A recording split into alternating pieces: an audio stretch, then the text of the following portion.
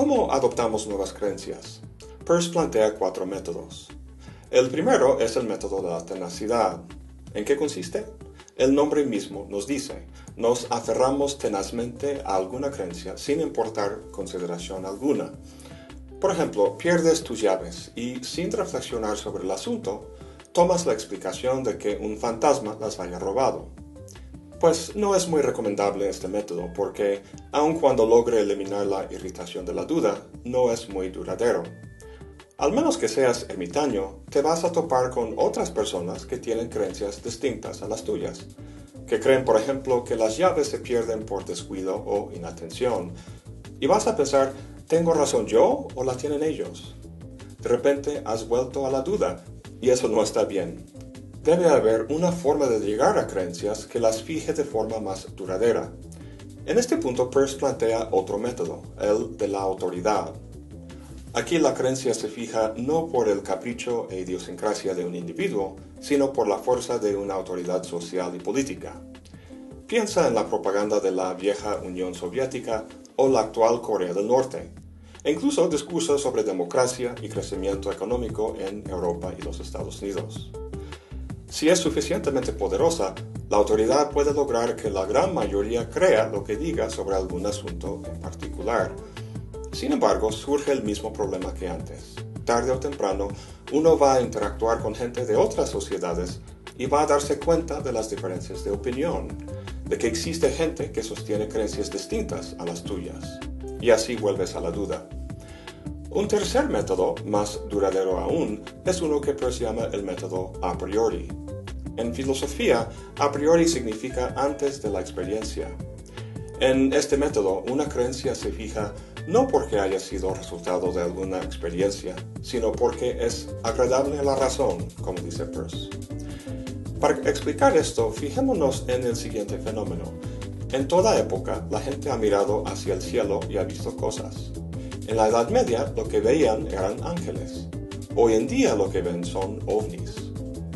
Los individuos de la Edad Media veían ángeles porque creían en ángeles. ¿Qué es lo que determinaba o fijaba esa creencia?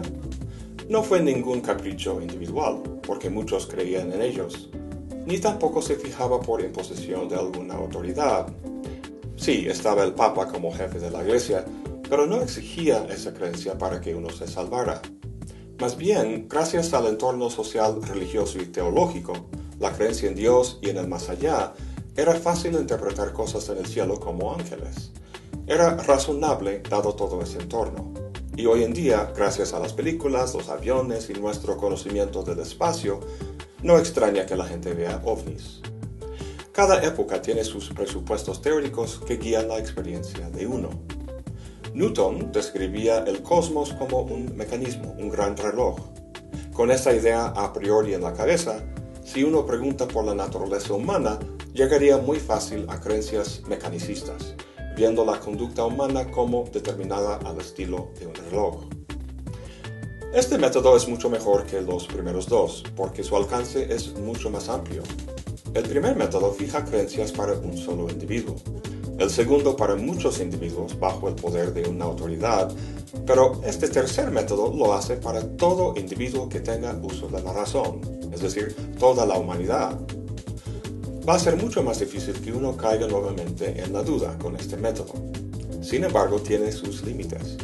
Los límites de los primeros dos métodos son espaciales. Tarde o temprano te vas a topar con alguien con creencias distintas. El límite del método a priori, en cambio, es temporal.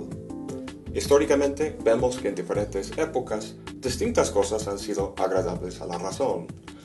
Tratándose del agrado, lo que distingue a uno del otro no puede ser más que el mero gusto.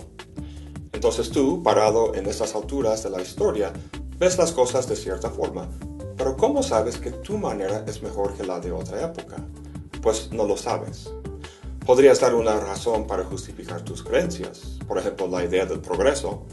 El progreso histórico es la razón por la que tus creencias hoy en día son mejores que las de épocas anteriores, pero ¿no sería esa razón simplemente otra creencia fijada de forma a priori? Cuando te das cuenta de eso, vuelves a la duda. ¿Cómo puedes saber que tus creencias sean las buenas y no las de otra época? El defecto de estos primeros tres métodos reside en depender de algún aspecto de la voluntad humana y en sus limitaciones subjetivas. Lo que hace falta es un método más objetivo, que no dependa de nuestra idiosincrasia, sino que plantee que hay una realidad que es como es, sin importar nuestra opinión. Este método es lo que Peirce llama el método científico. En el próximo video veremos de qué se trata.